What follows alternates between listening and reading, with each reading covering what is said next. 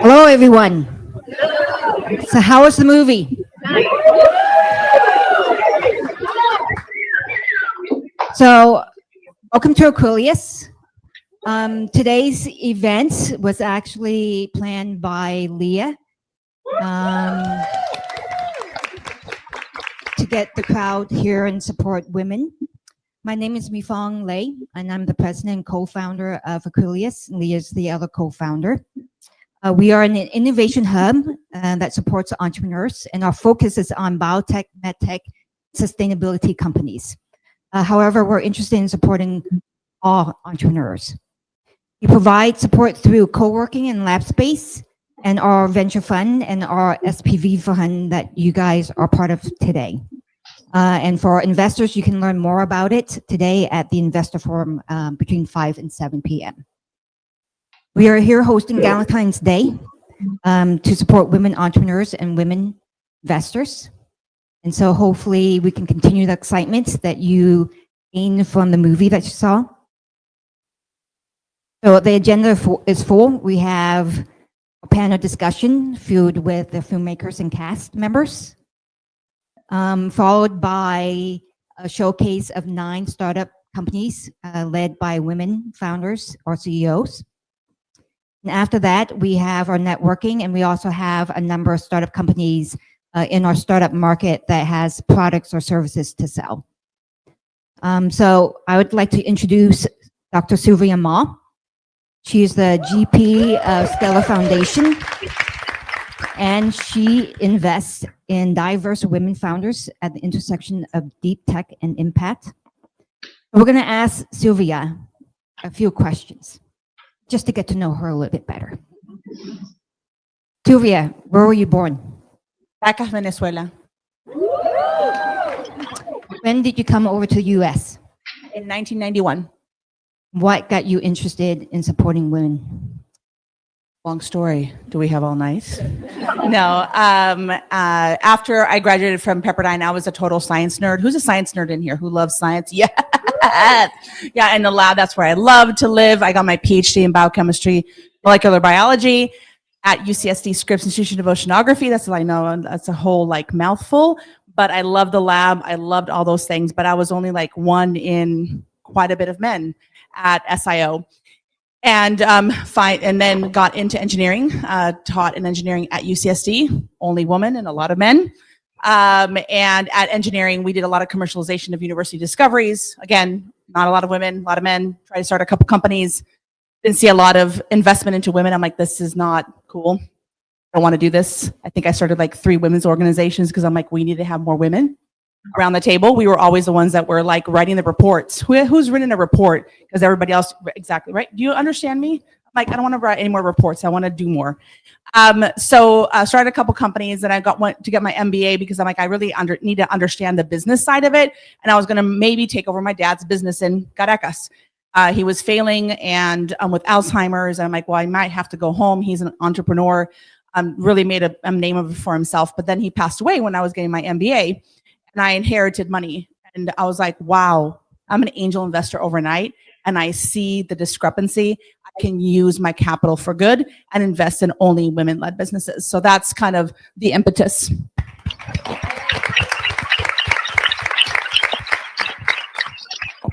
What's your vision of where you want to be 5 years from now? I'm like, I'm the moderator person. I need to be asking the question. It's a paper. So all of us all have the same vision of getting to even. We want 50% representation of women across the venture table for founders and funders. And I agree with you in the movie. If founders need money, we need more investors who will invest the small checks, medium-sized checks, and the big checks, and the GPs, and the LPs, and all of that. So we are at 2%. We have so much work to do. So ladies, let's get it done. Can I ask my questions now? Hold a second. So before we start, we'd like to thank the sponsors: San Diego Angel Conference, Stella Foundation, SSM Legal, Start Out San Diego. So Start Out San Diego, if you guys do not know of this organization, we're starting a branch here in San Diego, came out of San Francisco, and it is to support the queer community, entrepreneurs and founders, both educate and hopefully provide investments for these startup companies. And that chapter is being started here at Aquilius. So if you're interested, come talk to me. We are looking for program managers who is interested in connecting the community and telling us what events the community would like to have. And also Aquilius Ventures and Wells Fargo. Okay, Sylvia, take it away. Thank you. Actually, moderating panels is actually my favorite thing to do because I get to make you look brilliant and ask you great questions. I love it. That's my favorite. Oh, please do. Oh, I know. We're like a card from the same, like stone. So I love that. I'm going to start with you. You saw Catherine as the producer. Sometimes I'm like director, producer. I'm kind of getting used to all this as an investor. And now my first and only film is kind of fun. You see the producer, you see another investor, you see somebody who's in the film, Wells Fargo who supports, and then the wonderful actresses of the film at the end. So we're going to go through all of them because everybody brings their own vision, their own qualities to the film and who they are on the inside and in their communities. So Catherine, I love you. So it's so wonderful. You are the heart and soul of Show Me the Money. Show her the money. Show me the money. Show everybody the money. And what did you know or feel like this was catching on wildfire? Because you had a vision at first, you had your podcast, you do all the things, but this film has really caught on. How has that felt? And when did you know, yes, we're getting there, or you're still feeling that? I don't know. Yeah, I mean, I feel like it's just beginning, and just your response in the theater is like, wow, so overwhelming. It's beautiful.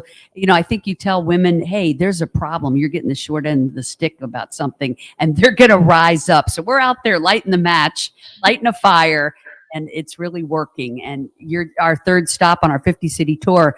We did do 50 screenings last year at film festivals, and also did theatrical releases in New York and Los Angeles. So we've been well received at all of those, won several Best Feature Documentary Awards. So grateful for that. This year, our focus is on more women's events. And yeah, we're just super excited because we are going to move that 2% needle. We're doing it. And it's up to you all out there. As you can see from the film, you got to start writing those checks and investing in other women. You can do it. And it's exciting and it's fun. And we know a lot of people didn't know about venture. So that's why we made the film, including myself. I bet you any of us here in the last 10 years, at some point, none of us really knew what venture was. And that really was the reason for the film, to realize, maybe one of the things holding us back is that women don't even know what venture is. Let's make a movie that's like a storytelling, engaging way to tell them, because you don't want to just talk about it. People might go to sleep. So in an engaging storytelling way about the real people in this industry, the real women who are making a difference. Like for instance, the female founders of the funds. And these women are rock stars. They are the unsung heroes. Give it up for Naseem. Yes, and Anne. And also Anne here, 360 Collective and Emmeline Ventures. I mean, they're out there for you all raising $25, $50, $100 million to deploy to women. It's amazing what they're doing. And made the movie because I was like, wow, nobody even knows about these women. And then I figured a lot of women are in a position to invest, but they didn't know anything about venture. They just knew stick it in a CD or hold it in cash or buy a home, but they didn't realize what an important asset class this is, how profitable it can be, while at the same time making a huge impact on the future of women and society at large. And so you have an important role to play. You're out here changing history. And then, of course, the women that are the recipients of the funds, who otherwise wouldn't be getting funding if it wasn't for these female-founded funds. So let's give them all a round of applause.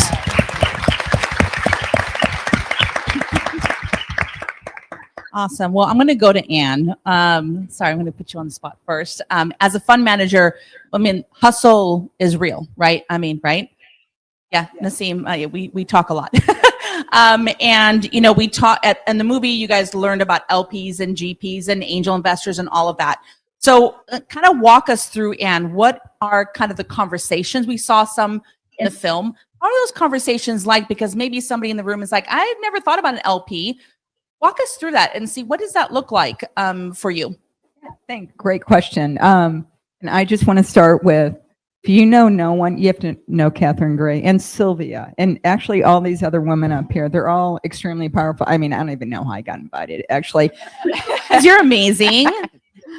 No, I just love community and helping people, and everything else follows. But to answer your question, you know, and I love the question about LPs.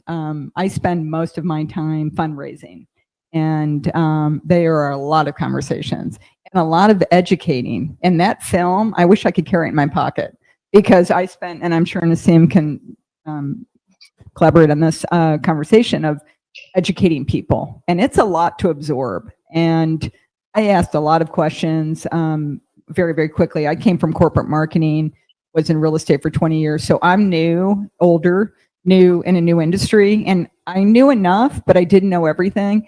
It is a little complicated. And I appreciate you, by the way, making the film, because again, now you walk away and you're like, oh, I understand it.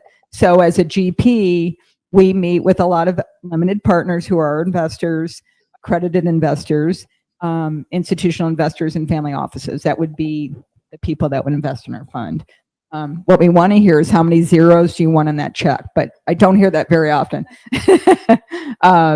But was that answer your question? I'm sorry. That's awesome. Okay. That's so great, because I think that's just like a nebulous thing. How do you do that? You saw some conversations, and then it's just hard. And I know that you're such a community person, that you lead community, you lead relationship, and that's what we do really good as women. Is we do really good. So I just wanted to kind of thank you. Learn a little bit from you. Yeah, anyways. and I'm still learning, and I will continue to learn. And I think in a lifetime we learn, just continue. But yeah, it's hard work. I will say it's the most important job I've ever had. And I've worked for big companies like Microsoft, that was a big job, important company. But this is the most important work any of us will be doing, I think, in our lifetime. And I get up every day and I think about these startup founders.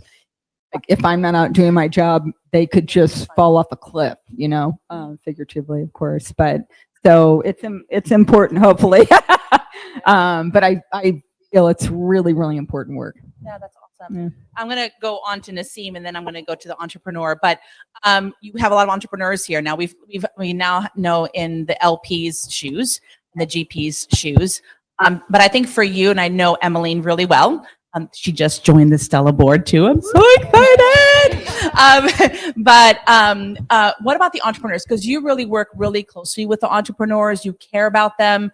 You care about the industries that they're also innovating in. Talk a little bit about the entrepreneur shoe, and what do entrepreneurs need to know about, let's say, connecting with you, but like in that values alignment piece? Really good question. It's nice to meet everyone. Nice to see faces. I had a few people go, "You're in the film," and I'm like, "Yes, I am." So it's always fun. We're like Hollywood stars now. It's a great question. I mean, I spend a lot of time with founders. It's probably my happy place. I also fundraise all the time, but if I could spend all of my time with founders, I would. And the things that I always share, especially with female founders, and it's a mindset thing, right? Because we're conditioned in really unfortunate ways by society. We're given terrible messages by the media. It's just stuff that we have to consciously overcome. We have to consciously remember that we are good at math. We're good at math. You're not bad at math, right? You run 85% of household spend. You're good at math. Like it doesn't make sense to say it any other way. We are powerful. We drive with community. We really build relationships well. And when we're after something from a business perspective, you better get out of the way, because I'm going to go get it, right? And it's just the hustle that sits inside of us that I think we haven't had a lot of opportunity to lean into. And so with founders, because what will happen also is when female founders walk into a room of traditional VCs, historically, 85% of VC has been white men from Harvard and Stanford. It's a profile, right? And if you walk in and talk about pelvic floor or care economy or other things, they don't know what you're talking about because it's not their lived experience. And what ends up happening is female founders end up getting a lot of what's called preventative questions. Get a lot of like, but what about? And it's all risk-based, and it's all like, you're going to fail. Tell me why you're not going to fail. What happens with male founders, if they get vision questions, they get promotion questions, they get to talk about how they're going to change the world. And so what we practice with founders a lot is how to pivot those questions. We will run scenarios and say, write down all the preventative questions you might get. Let's spend 30 minutes on the phone and we're going to pivot them. So that, because if you end up on your back foot 2 questions in, you're never getting that check. You've got to shift it back so that you're driving it. What about CAC is so high? And you go, yeah, but my AOV is like 3 times that. That's it. You don't have to answer the CAC question. You remind them that your AOV is 3 times as high. So it's things like that that we talk to founders about a lot. The other thing is leading with vision. It's part and parcel of the promotion questions. We all want to put all the numbers in the deck. We want to cross every T, dot every I, be 200% perfect. You have to lead with vision. How are you going to change the world? When we look forward and look around in 5 years, why is the world different because of you and your company? If you can characterize that well, you're going to win the hearts and minds of investors. And then we'll get into financials, but you've told me the impact you're going to have. And then we'll talk about how much money you're going to make, and it's going to flow from there. Yeah, and also the promotion prevention is like my favorite topic. Is in Harvard Business Review articles and all of that. Actually, if you change the questions from prevention to promotion, you can actually increase your chances of getting about $75,000. So it's not like chump change. It's actually, there's numbers behind it. So we know math. So let me go to the entrepreneur. You know that I love you guys, so it's super exciting. And you know, let's applaud first the vulnerability that we saw in that movie.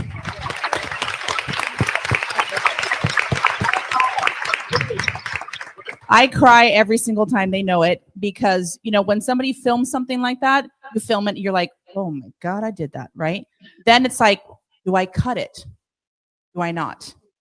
Director says, cut it or not. Like, I don't know what you did, but I'm just saying that, like, there's a couple of different times that they could have said no.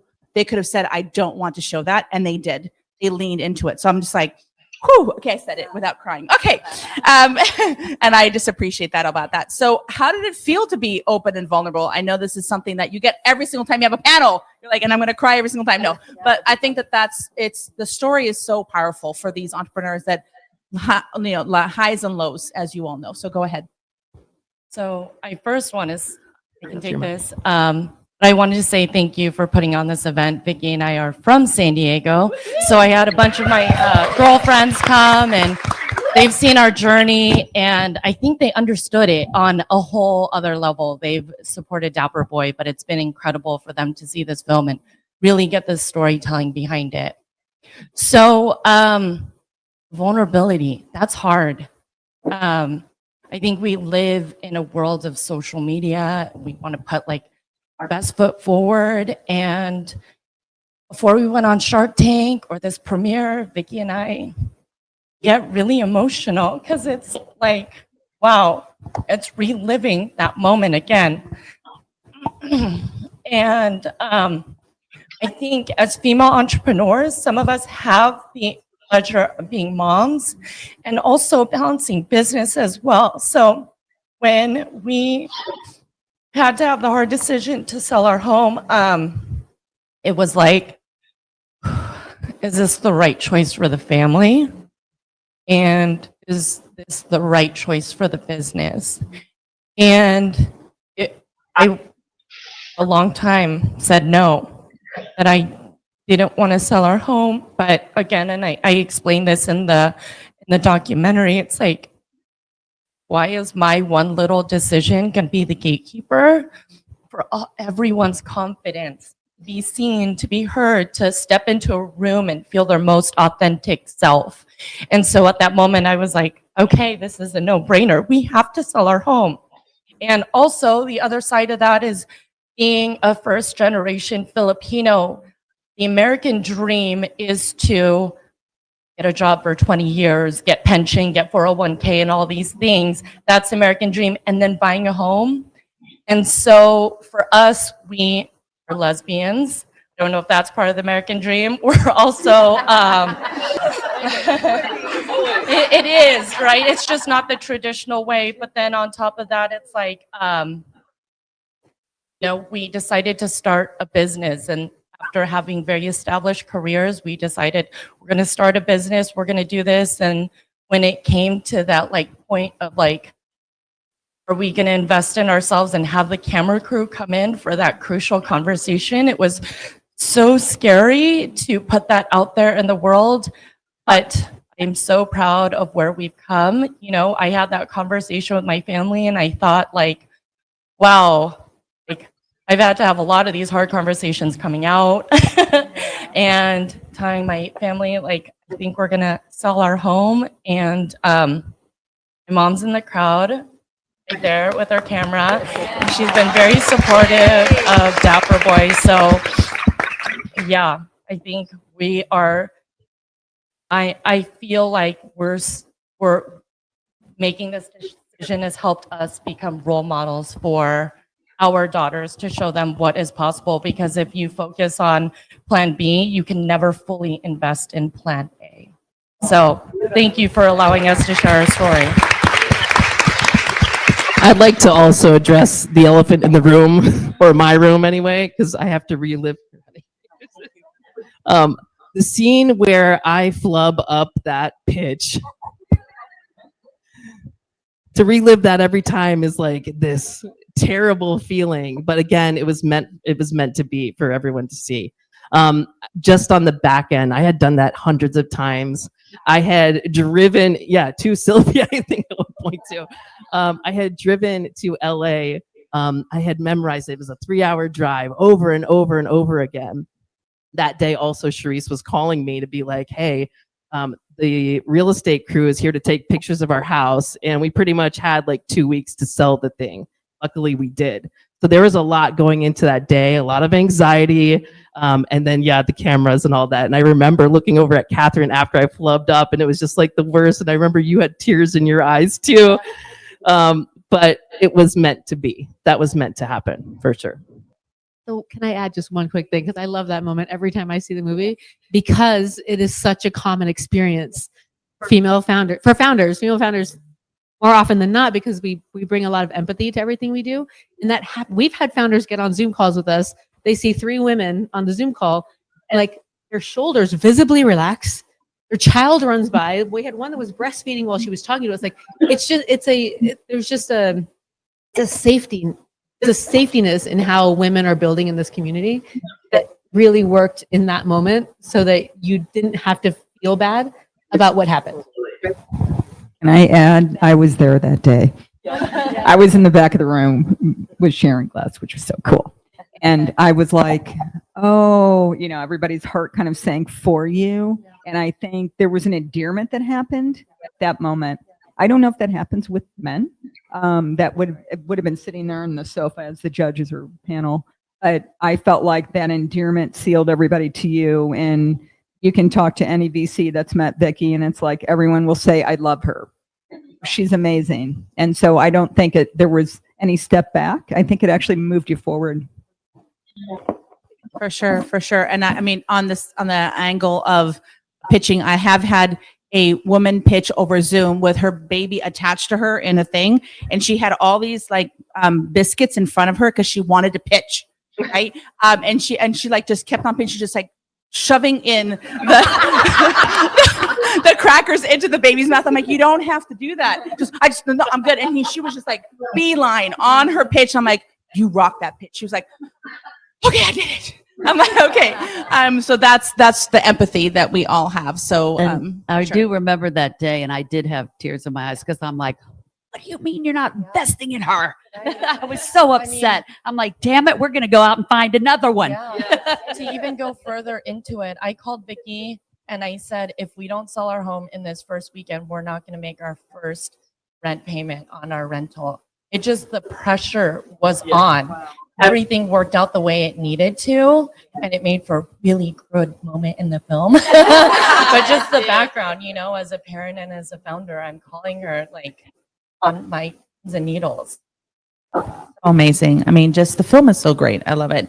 So we have 2 other panelists that we haven't asked questions to. And I think the whole thing also about pins and needles too is Catherine has also produced the film, and she had to also fundraise. So it's all of us, the GPs, right? The founders, the ecosystem builders. I mean, if you've heard of any accelerator in here, there's a couple of accelerator leaders in here that I know. You always have to write grants and all that, and then fundraise for the film.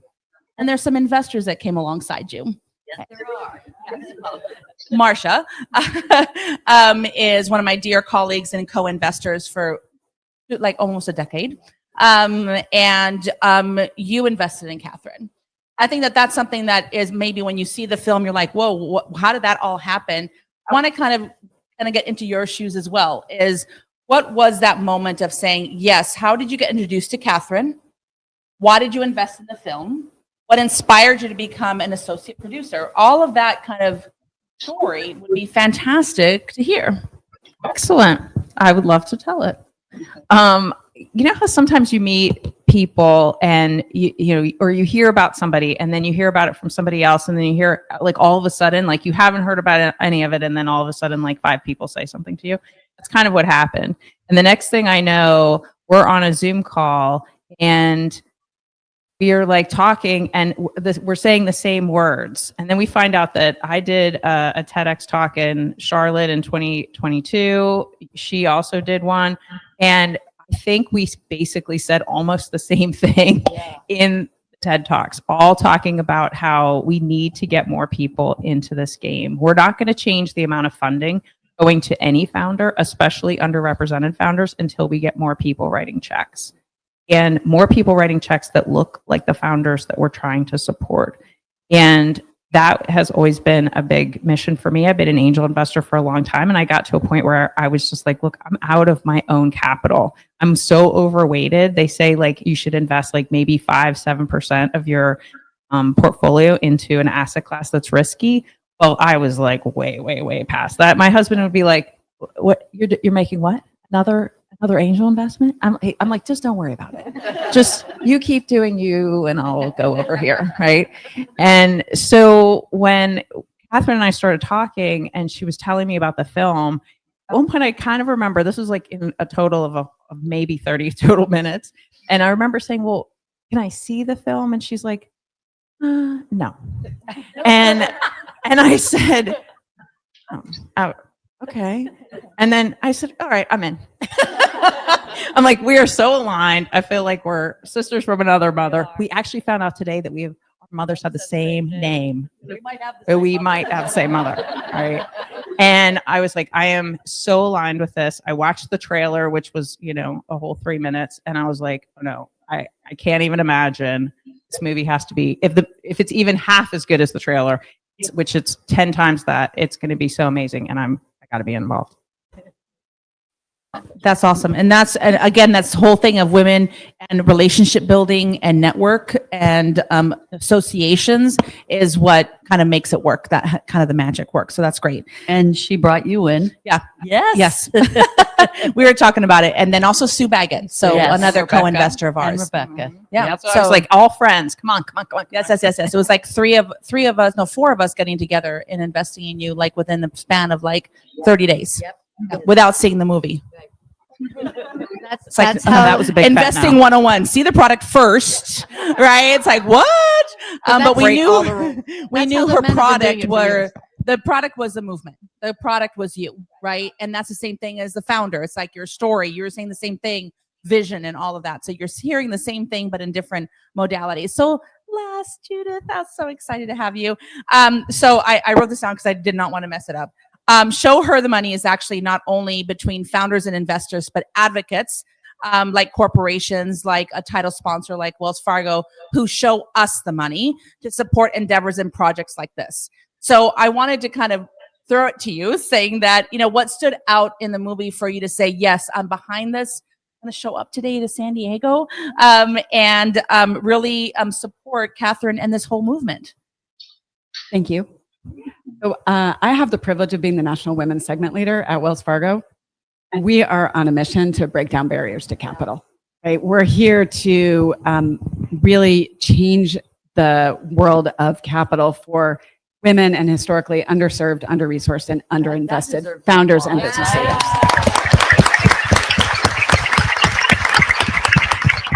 But we know that capital is a journey. right? And every business needs a variety of different types of capital. Some of them come independently, some of them come together with each other. Even though Wells Fargo is predominantly a lender, we do have some equity investing arms, but we know that our capital can only go so far. Right? And our capital needs to support when other capital is also in play. So even when you get an equity investment, you may also need a line of credit, right? Or you may also need an equipment loan or whatever it takes. So we're really trying to figure out, how do we support the ecosystem? And what does that look like? How can we bring awareness to the community? Because we believe that, we can talk about women only get 2% of venture capital, and it sounds a lot like a victim story, but we believe it's an opportunity story. We're ready to tell that opportunity story and really figure out, how do we move the needle and change the numbers? So we've really invested in making a difference. And so last year we released a 7-part webinar series on the fundamentals of capital. We did it in conjunction with Women Business Collaborative and Babson College. We hosted a Women's Capital Summit last year, and Catherine and Lakeisha and Jasmine and Pocket, maybe some others, were at our Capital Summit. We'll be hosting it again this September, so we'll invite all of you to apply to be part of it. We're really out there trying to figure out, how do we make a difference for people? The other part for us is, we believe that women are overeducated but underfunded. So like what you've said in the movie, it's all about connections. So we want to figure out, how can we also be that connector? How do we, when we're at a Capital Summit, make sure that we're completely transparent and everybody has the contacts of all of the investors and all of the businesses, so that they can get to know each other, so that when they're ready for capital, they know, oh, I'm going to call Naseem. I met her at the Capital Summit, or met Catherine. Maybe she knows somebody. Let me give her a call. Or, Anne is thinking about, like, oh, I met somebody and I loved her company, and I'm interested in getting there. So we want to be part of the ecosystem. We realize that we have a role to play in all of this, and we're happy to be able to support the film, that we can really extend what it means to break down those barriers to capital. Oh, so amazing. Thank you. Leah, how much more time do I have? Just, I'm doing a time check. Give me a second. 15 minutes. 15 minutes. Do you want to do Q&A too? The audience, or just up here? We'll roll into the startup. Okay, good. I just want to make sure my timing is correct. So we have some entrepreneurs, obviously. Who are entrepreneurs here in the audience? So we have a lot of them. Whoever wants to take this, because it's kind of like a general question. Do you have any advice to entrepreneurs in finding funny money? No. Finding funding, showing them the money. Miss Catherine. Well, I just say it's about the connecting. I'm actually starting to do some talks specifically on this, because people always ask me, how did you raise the money? We raised about $1 million to make the film and to do this 50-city tour, so we could bring it around the world and get a movement going. And I always say, it's about your mindset. The important thing is to remember, you're not out there asking for you. Once you get past that, that makes it so much easier. You're asking for that great download that you had, that is a game changer, that the world needs. And that you're asking people to invest, as Vicky would say, in an opportunity, rather than, you're asking for their money. You're asking them to invest in an opportunity that will make them money and impact the world, right? That's why you're doing it. And so but you have to find your people. You have to find people that get your vision. I always say, if you talk to somebody and they give you a blank look, they're probably not your people. But if they say, oh my God, we need a film about that, that's amazing, they're your people. So, I once was at a seminar. My friend Andrea Quinn puts on an amazing seminar. And she says, women spend too much time trying to make not their people, their people. Just move on. Don't spend hours and hours trying to convince somebody who's not your people. It's going to make your life so much easier. Think of it like a scavenger hunt. Oh, it's not behind that door. Oh, it's not under that rock. Oh my God, it was behind this curtain. There she is. She believes in me. It's the most thrilling thing when you do find that investor, right? But That's what I would say. It's all about connecting. If you noticed, and I picked up on this, Sylvia said to Marcia, why did you invest in Catherine? I was like, that's the truth. People invest in the founder even more than the idea. And so, of course, they have to love your idea as well, but it does start with the founder. That's what the connecting is about. So I think it's all about connecting. Did that answer it? Great. Okay. Vicky, go ahead. I would like to say, to add to that, it's all about connecting, but connecting early and often. You know, I felt like I was just not qualified for these conversations with these big investors. It's like so intimidating. But in reality, I mean, I just read a study recently by Amex. It was like 1.7% of women-owned businesses are producing, over $1 million in annual revenue. Teresa and I were doing that, 2 of us and 2 part-time employees, and I still felt like it wasn't enough to have conversations. So it's getting to know people, connecting early and often as possible. And I think also just from the film, I've learned so much about investors and how they think. And again, they're not so intimidating as we're all friends now. And I get to see, from their perspective, how they look at things. And, not every investor is going to invest in every kind of founder. They all have different ethos. But it's really cool to see from their perspective and that we can have tacos, at 2 a.m. and like be completely normal and understand your point of view. And it's been an amazing experience just getting to know you all. And did you mention that you all are kicking ass? I didn't mention that, but we're kicking ass. We are. Yeah, we're back on track, which is awesome. 50% growth year over year now.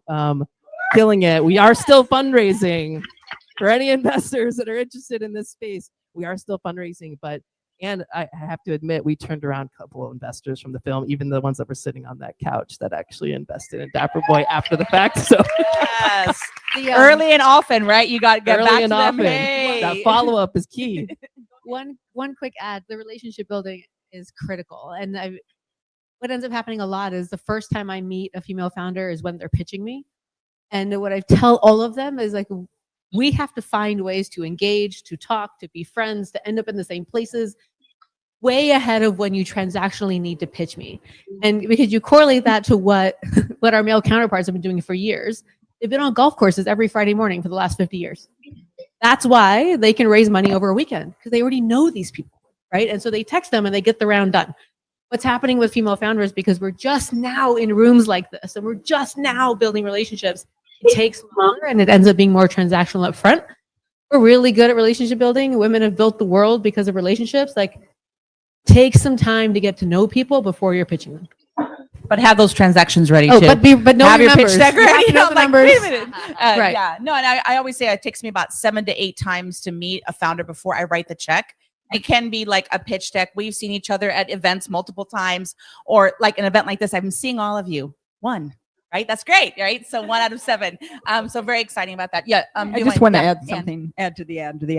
It was funny, before we came up here, I said to Vicky, "How's it going?" And she, and she's like, "Blah blah blah. We are still fundraising." I thought, yeah. Yes. And I just appreciated that. And our fund doesn't invest in what Vicky does, but I was brainstorming, who do I know? Yeah. And I want to help Vicky because we all love Vicky. That's a great question to ask to VCs. What do you invest in? Because often I get emails, I'm sure Naseem does it as well, where it's like, oh, you don't fit our funding thesis. Oh, you just wasted your time, not necessarily mine. So you can find all that out on the internet. Everything's available, or just ask the question, what do you invest in? So that's it. Marcia, did you have any other comments there? I would just say, about the early and often, start relationships with people before you're asking for money. I actually have had people reach out to me on LinkedIn and be like, "Hey, I need 50K." And I'd be like, "Are you kidding me?" So yeah, right. So they're like, "Oh, you're an investor, so you can just give us money." No, we need to know you and know what you're about and know what you're doing. And those conversations need to start when there's no pressure. If you're under a lot of pressure to raise money and then you're trying to go out, and that just doesn't translate very well. Yeah, and I like, I'll get the angel investor who was in the movie. What was Wendy? Wendy, yes. If you think about an angel investor, kind of have her as your persona, because she was curious. Did you notice that in the film? Curious. She was like, I wanted to connect with me. I wanted to get to know the founder. She wanted to have coffee, with you and have a great conversation. So if you're kind of thinking, well, what does an angel investor need, want to see in me? Think about her, because you have that visual in the movie. Just wanted to kind of get you that. When you ask for money, a lot of times you'll get advice. When you ask for advice, sometimes you'll actually get money. Judith, go ahead. I just want to think about also, like, there's a lot of different types of capital. So think about what kind of capital you need. Establish those relationships. Have people that you can talk to, so that when you're out there, you're not, spending 6 months trying to get angel investing when what you really need was an equipment lease for $10,000, right? Like, that would be a lot faster to get. Really be thoughtful about, like, what you're doing. Understand sort of where the risks and controls are. What are the inflection points, so that do I want angel funding? Am I ready for venture capital? Maybe I just need an SBA loan. Right? So what do I need, and where am I in the cycle? Real quick, don't just take any check. That's really important. That investor relationship is important. It's a long-term relationship. I've had to turn away money when I needed it because we were just not on the same page and this person didn't see our vision. So remember that too. Be confident in yourself. I wanted to add, as an entrepreneur, be careful who you give your energy to, because sometimes you'll go to a friend that doesn't understand this world and they'll tell you to start looking at plan B. Like I said, if you're looking at plan B, you're not fully invested in plan A. So surround yourself with people that understand your world, that'll push you in the right direction. When we almost lost everything, I use the analogy, Vicky, of it's almost like giving up at like mile 11 and a half marathon. Why are we going to give up now when we're almost there? Like, keep pushing. Resilience and grit is what it's going to take, because it takes one conversation. We would have never known that one simple conversation, after months and months, years trying to find an investor, that it would turn around with thousands of investments. So be careful who you give your energy to and keep going, because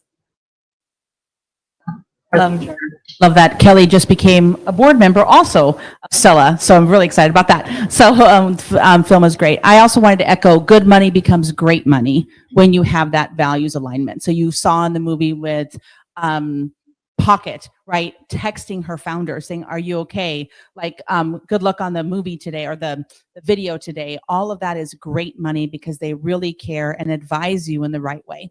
So thank you, panelists. Wasn't this amazing? They're just amazing. Congratulations. Oh, and one last thing, I did do my job as associate producer. Is there's a thing on the back of this postcard. It says, scan me. It takes about 2 minutes to fill out that form. If you need to scan it again, I have it. So just come up to me, get to know me first. Yes. And then I'll show you the QR code. And it's just going to help us with this movement. Yes, it's going to help us get the metrics of who's in the room. What are you thinking? What are you, an entrepreneur? Are you an investor? What are you thinking? And how can you help us move this along? So yeah, you're making history today when you fill out this form, because it's never been done before. Please take 2 minutes to do that. Really appreciate it. Thank you so much for being here. I also want to thank Aquilius, to take the helm and do like an all-day awesome women's event on Galentine's was just amazing. So thank you so much.